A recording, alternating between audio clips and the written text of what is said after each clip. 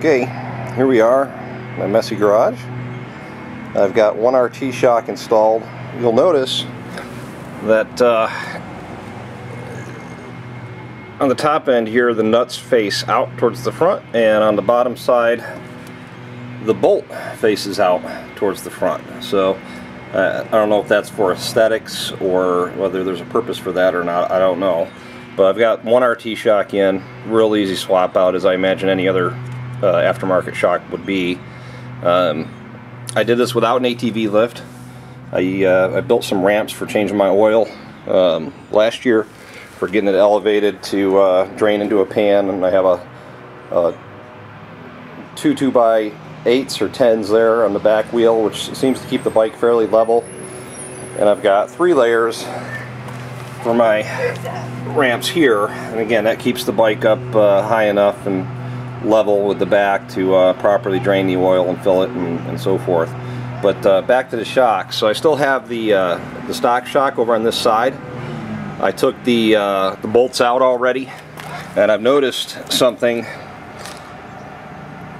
on the bolts. Not only with this side but the other side, of course, they get a wash and all that road goo and everything in the rain. So a little bit of corrosion.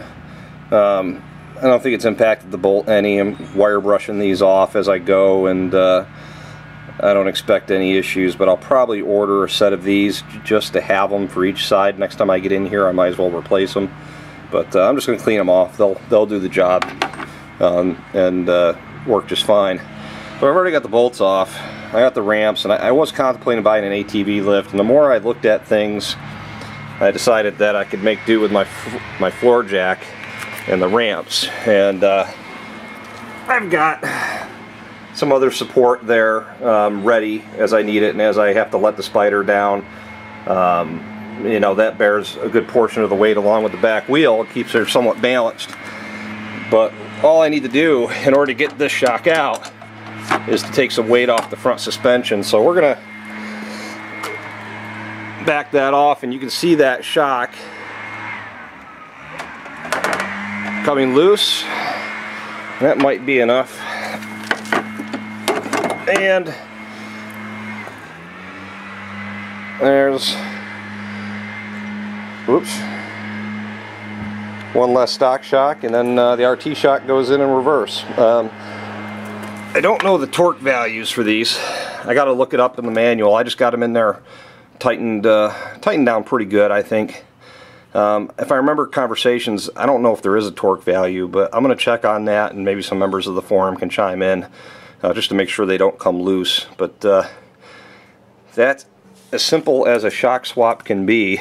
I'm, you know, took the front trunk off to fix my cable, which was corroded right here. I was pretty stuck. So I'm going to find a way to lube that to prevent that from happening again. I couldn't get my trunk open with a key, so I had to use a screwdriver. And then of course I'll be swapping out the sway bar, and that's pretty easy and straightforward, but maybe I'll shoot another video.